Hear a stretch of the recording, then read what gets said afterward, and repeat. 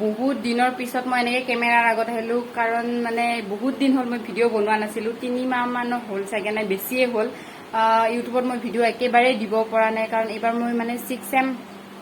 আজি মোৰ final exam last exam আছিলে আজি এক্সাম শেষ হৈ গ'ল শেষ হোৱাৰ পিছত এতিয়া ঘৰত আহিছোঁ আৰু এতিয়া এটা জেগাত যাবৰ কাৰণে এটা প্ৰগ্ৰাম আছে তো সেইকাৰণে ভাবিছোঁ যে ইমান দিন ভিডিঅ' বনোৱা নাই একো সুবিধা পোৱা নাই বনাবৰ কাৰণে যিহেতু ৰুমৰ ভিতৰতে সোমাই আছিলোঁ আৰু এক্সাম এনেকুৱা কিবা কিবি তো ভিডিঅ' বনাবলৈ একো তেনেকুৱা সুবিধা পোৱা নাই তো আজি ভাবিলোঁ যে আজি যিহেতু কিবা এটা ভাল প্ৰগ্ৰামত গৈ আছোঁ ভাবিছোঁ কি মোৰ কেমেৰা কোৱালিটি ৰাতি হ'লে বেয়া হয় সেইকাৰণে ৰাতি বিশেষকৈ মই ভিডিঅ' নবনাওঁ তথাপিও আজি ভাবিছোঁ যে বনাওঁ কাৰণ ভাল প্ৰগ্ৰাম এটা হ'ব কিবা কিবি অলপমান ভিডিঅ' কৰিব পাৰিম ধুনীয়া ধুনীয়া ক্লিপ ল'ব পাৰিম আৰু আপোনালোকক দেখুৱাব পাৰিম তো সেইকাৰণে আৰু এতিয়া মানে গম পাইছে চাগে মোৰ কথাখিনি শুনি অলপ বাজি বাজি আহিছে কাৰণ মানে বহুত দিন হ'ল ভিডিঅ' বনোৱা নাই এনেকৈ কেমেৰাৰ সন্মুখত কথা কোৱা অভ্যাস নোহোৱাই হৈ গৈছে বুলি ক'ব পাৰি তো সেইকাৰণে আজি অকণমান নাৰ্ভাছ ফিল কৰিছোঁ এনেকৈ কেমেৰাৰ সন্মুখত নিজে কথা ক'বৰ বাবে তো এতিয়া আৰু যদি লাহে লাহে কৰি থাকোঁ হৈ যাব বাৰু সেইটো কিন্তু আজি অলপমান নাৰ্ভাছ ফিল হৈছে আৰু মানে বহুত দিন কৰা নাছিলোঁ সেইকাৰণে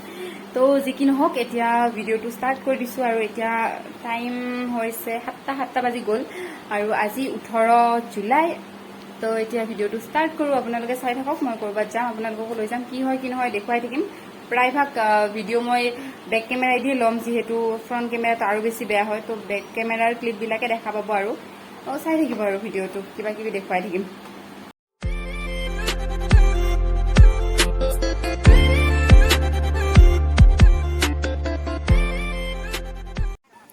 এয়া মই ডাক কেনভাছৰ চৌহদত আহি পালোঁ আৰু এতিয়া আহি পাই দেখিছোঁ বহুত মানুহ এইবোৰ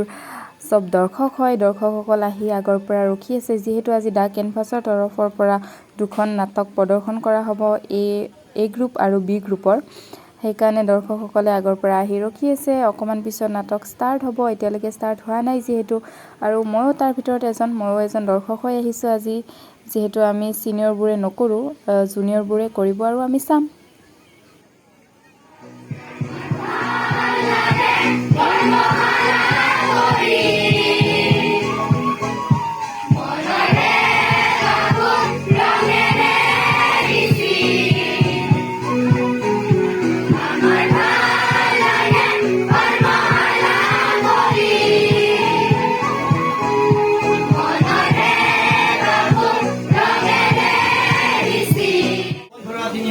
নাট্য কৰ্মশালাৰ আজি সামৰণি অনুষ্ঠান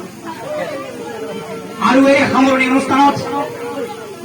আপোনালোকৰ নিজৰ ল'ৰা ছোৱালীবোৰে অশেষ কষ্ট কৰি আপোনালোকৰ কাৰণে এটি উপহাৰ লৈ আহিছে এতিয়া এই গ্ৰুপৰ তৰফৰ পৰা প্ৰথমখন নাটকৰ আৰম্ভণি হৈছে আৰু গোটেইখন নাটক যিহেতু মই আপোনালোকক দেখুৱাটো সম্ভৱ নহয় সেইবাবে কিছুমান সৰু সৰু দৃশ্যাংশ দেখুৱাবলৈ চেষ্টা কৰিছোঁ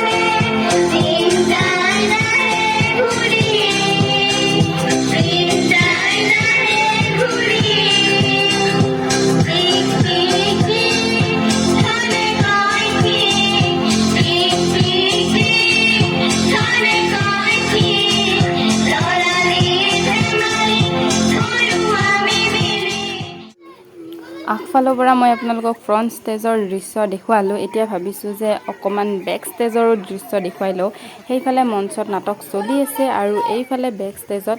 যিসকলৰ এতিয়া চিন নাই বা বি গ্ৰুপৰ যিসকলে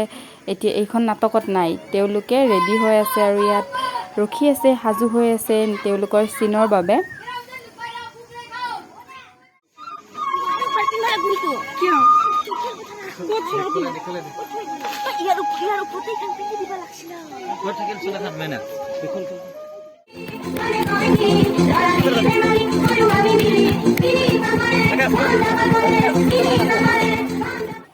এতিয়া বি গ্ৰুপৰ নাটক অৰ্থাৎ দ্বিতীয়খন নাটকৰ আৰম্ভণি হৈছে।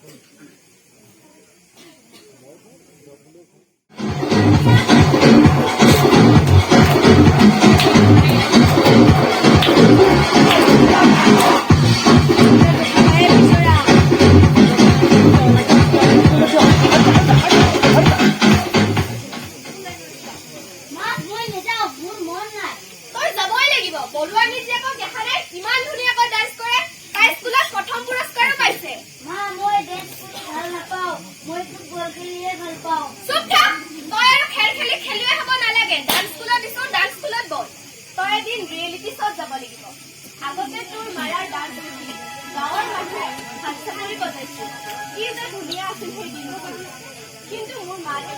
কম বয়সতে তোৰ দেউতাৰ লগত বিয়া দিয়াৰ বাবে মই ডান্স শিকিব নোৱাৰিলো। তই ইমান সুবিধা পাইছ, তথাপিও মই যাবই লাগিব, যাবই লাগিব।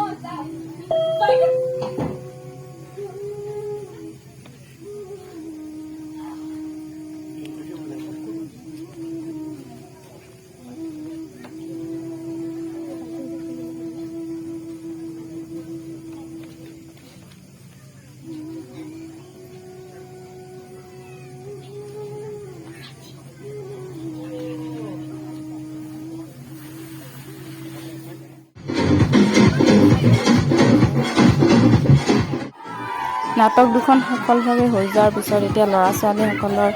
ফূৰ্তি চাওক আপোনালোকে কেনেধৰণে গোটেইসকলে ডাঙৰ সৰু মিলি সকলোৱে এনজয় কৰি আছে। এতিয়া যিহেতু আজি কৰ্মশালাৰ শেষৰটো দিন সেইকাৰণে সকলোৱে অলপ এনজয় কৰিছে আৰু